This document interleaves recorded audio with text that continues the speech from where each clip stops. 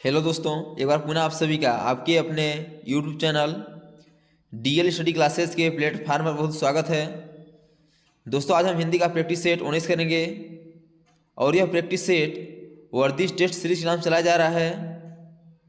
और practice set की इस वीडियो में उन्हीं क्वेश्चनों को सम्मिलित किया जा रहा है जो कि एसएससी जीडी के प्रीवियस एग्जाम पूछे गए हैं और आने वाले एग्जाम में पूछे जा सकते हैं। तो जाके आप लोग प्रैक्टिस सेट के इन सभी वीडियो को जरूर देखिए ताकि आपको पता चल सके कि किस प्रकार के क्वेश्चन हिंदी से पूछे जाते हैं और एग्जाम में क्वेश्चन को हल करने में आसानी हो। तो चलिए बिना देरी किए हुए अपने क्वेश्चन को आगे बढ़ते हैं और देखते हैं कि किस प्रकार के क्वेश्चन हमारे एग्जाम में पूछे जा रहे हैं। जिसमें पहला क्वेश्चन है कि सही वर्तनी वाले शब्द का चयन करें। बताना है कि इन चार ऑप्शन में से प्रतिनिधि किस प्रकार लिखा जाएगा। तो प्रतिनिधि आपका इस प्रकार लिखा जाता है, तो हमको देखना है कि इस प्रकार का किस ऑप्शन में दिया गया है। जो कि ऑप्शन नंबर ए में नहीं है तो ऑप्शन नंबर ए गलत हो जाएगा, ऑप्शन नंबर बी भी गलत हो जाएगा, ऑप्शन नंबर डी भी गलत हो जाएगा।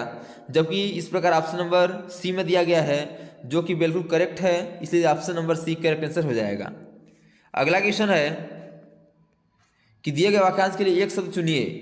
किए हुए यह होना चाहिए उपकार। किए हुए उपकार को मानने वाला को हम एक शब्द में क्या कहते हैं। ऑप्शन है अकृतज्ञ, कृतज्ञ, कृतकार्य या कृतज्ञ। तो किए हुए उपकार को मानने वाले को हम कृतज्ञ कहते हैं जो कि ऑप्शन नंबर डी पर है, इसलिए इसका option number D correct answer हो जाएगा। यदि आपको पूछा जाए कि किए हुए उपकार को न मानने वाला क्या कहते हैं, तो न मानने वाले को हम कृतज्ञ कहते हैं। अगला क्वेश्चन है कि परिचारक किसका पर्यायवाची शब्द है। बताना कि परिचारक या किसका पर्यायवाची हो जाएगा। तो पर्यायवाची को हम समानार्थी शब्द भी कहते हैं, समानार्थी शब्द, जिसका अर्थ होता है कि उसी के समान अर्थ रखने वाले शब्द। तो बताना है कि परिचारक इसका समानार्थी या पर्यायवाची क्या हो जाएगा। ऑप्शन है सेवक, चालक, वाहक या धावक। तो परिचारक ये आपका सेवक का पर्यायवाची है जो कि ऑप्शन नंबर ए पर है, इसलिए इसका option number A correct answer हो जाएगा। अगला क्वेश्चन है कि अमावस्या को अंधेरा छा जाता है, रेखांकित शब्द का विलोम बताइए। बताना है कि जो अमावस्या है जो रेखांकित है इसका विलोम क्या हो जाएगा। ऑप्शन है असम, अंधकार, अंधेरा या पूर्णिमा। तो अमावस्या का विलोम पूर्णिमा होता है जो कि ऑप्शन नंबर डी पर है, इसलिए इसका option number D correct answer हो जाएगा, पूर्णिमा। अगला क्वेश्चन है कि मुहारे और उसके अर्थ युक्त सही युग्म की पहचान कीजिए। बताना है कि मुहारा दिया गया है और उसका अर्थ दिया गया है और इन चार ऑप्शन में से कौन मुहारा और उसका अर्थ सही है। पहला ऑप्शन है अंबर के तारे गिनना, इसका अर्थ है अच्छी नींद आना।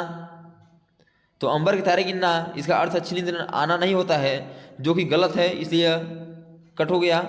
दूसरा है अंगूठा दिखाना, तो मोल लेना मुसीबत, यह भी गलत हो गया। अंगूठा दिखाने का अर्थ होता है साफ इनकार करना, जो कि नहीं दिया गया है। अंगार सिर पर धरना, शांति से रहना, यह भी गलत हो गया क्योंकि अंगार सिर पर धरना यानी मुसीबत मोल लेना होता है इसका अर्थ, तो यह भी गलत हो गया।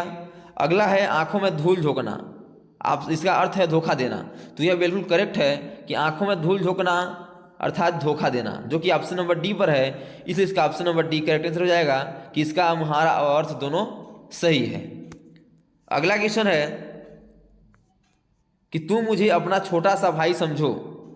बताना कि जो छोटा सा भाई है या जो रेखांकित है इसके स्थान पे कौन सा ऑप्शन के अकॉर्डिंग आ जाएगा। छोटा भाई, छोटा मोटा भाई, छोटे भाई या छोटा सा भाई।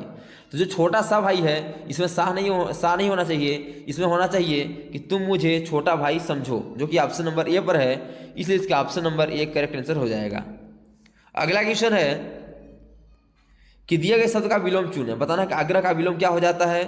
तो विलोम का अर्थ होता है विपरीत शब्द अर्थात विरुद्धार्थी शब्द। तो बताना है कि आग्रह का विलोम क्या हो जाएगा। ऑप्शन है उपग्रह, दुराग्रह, विग्रह या अनुग्रह। तो आग्रह का विलोम होता है दुराग्रह, जो कि ऑप्शन नंबर बी पर है, इसलिए इसका option number B correct answer हो जाएगा। अगला क्वेश्चन है कि जिसे बुलाया गया हो उसे हम एक वाक्य में क्या कहते हैं, एक शब्द में क्या कहते हैं। तो जिसे बुलाया गया हो उसे हम आहूत कहते हैं, जो कि ऑप्शन नंबर सी पर है, इसलिए इसका option number C correct answer हो जाएगा। और जिसे न बुलाया गया हो उसे हम क्या कहते हैं, अनाहुत कहते हैं। तो इसको भी याद रखिए क्योंकि ये भी पूछा जाता है। तो जिसे न बुलाया गया हो उसे हम अनाहुत कहते हैं।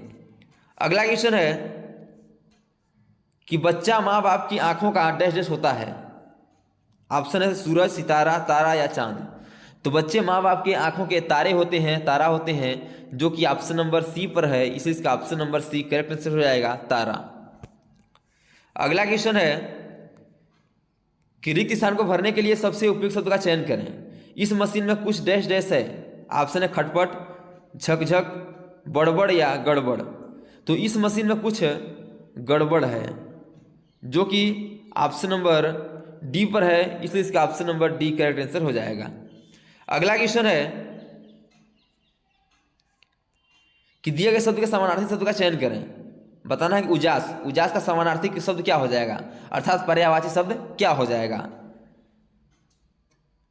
बताना है कि उजास का ये समान इन चार ऑप्शन में से कौन से अर्थ रखते हैं। ऑप्शन है उन्नति, प्रयास, चमक या उत्तमता। तो उजास का समानार्थी हो जाएगा आपका चमक, जो कि ऑप्शन नंबर सी पर है, इसलिए इसका option number C correct answer हो जाएगा, चमक। तो दोस्तों थैंक्स फॉर दिस वीडियो। ये वीडियो कैसा लगा कमेंट बॉक्स में जरूर बताइएगा। और इसी प्रकार के ऑल गवर्नमेंट एग्जाम पूछे जाने वाले GK, GS, math, reasoning, Hindi, current affairs और लूसेंट से संबंधित क्वेश्चनों को पाने के लिए हमारे यूट्यूब चैनल को लाइक, शेयर, सब्सक्राइब कर बेल आइकन को प्रेस करना भूलिएगा, ताकि जब भी न्यू वीडियो अपलोड हो सबसे पहले नोटिफिकेशन तक पहुंचे। तो आज तक इतना ही, मिलते हैं नेक्स्ट वीडियो में, तब तक के लिए जय हिंद, वंदे मातरम।